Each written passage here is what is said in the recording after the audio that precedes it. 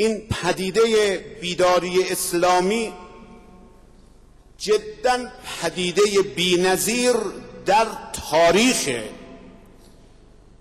که یک کشور قیام میکنن، رئیس جمهورشون مفتضحانه فرار میکنه. حالا بی‌نظیرتر از پدیده بیداری اسلامی این پدیده چرت جمهوری اسلامی است که این روزها بدجور پاره شده. رئیس جمهورها یکی یکی دارن غرق میشن که کارشناسان چک کردن دیدن لباس شناهاشون سوراخ بوده. کشورهای دیگه به صحنه میان، مصر به صحنه میاد، بحرین به صحنه میاد، یمن به صحنه میاد، لیبی به صحنه میاد، سوریه به صحنه، ببخشید، صحنه به سوریه میره.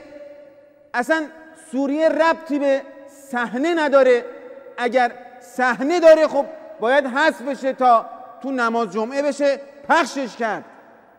دو، دیکتاتورها دو راه بیشتر ندارند.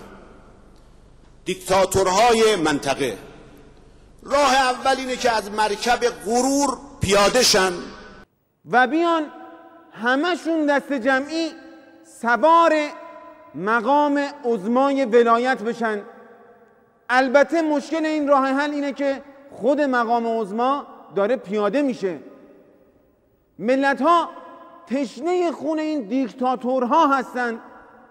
جواب خون این دیکتاتورها رو کی میخواد بده؟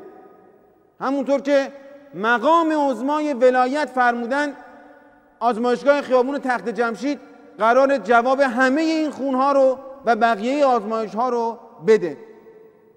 راه دومم اینه که مقاومت کنن، در برابر مردم بایستن، مردم را گلوله باران کنن، مثل دیکتاتور لیبی مخالفینش را یه مش معتاد بخوانه، مخالفینش رو موش صدا کنه و امثال اینها، که این بهترین راه برای همه دیکتاتورهاست. و ما تایر به سرها، ما غیر تو کمرها، ببخشید اینو مثل که دفعه قبل گفته بودم، این ورژن جدیدش رو تقدیم حضورتون میکنم که میگه ما عبا به دوش ها، ما بله بله گوش ها، که رفتیم زیر دوش ها، کجا سوراخ موش ها، بیا قربون بله. اون قفسی که با اون قفس فرعون مصر محاکمه شد در انتظار همه دیکتاتورهای منطقه است.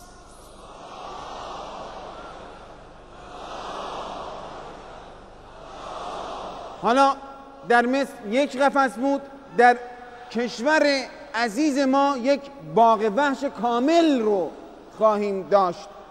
محمود عنتر هست، جنتی موش هست، اون یارو کوسه هست، انواع و اقسام دایناسورها رو ما اینجا در صحنه داریم. بنده هم که خرچنگوار در خدمتتونم و ما همه اینها رو مرهون زحمات امام هستیم. اماما به خاطر تمام چیزهایی که دادی ندادی، دادی پس گرفتی، ندادی بعدن دادی، اصلا ندادی بعدن هم میخوای بدی، بعدن میخوای بدی بعد پس بگیری، اگه بدی پس میگیری، پس گرفتی دادی، پس گرفتی بعدن میخوای بدی، اگه میدادی بعدن پس میگرفتی. خلاصه سرتون رو درد نیارم و سلام علیکم. احوال آقا چطورین شما؟ حال شما خوبه؟ سلام برسونید خدمت خانواده.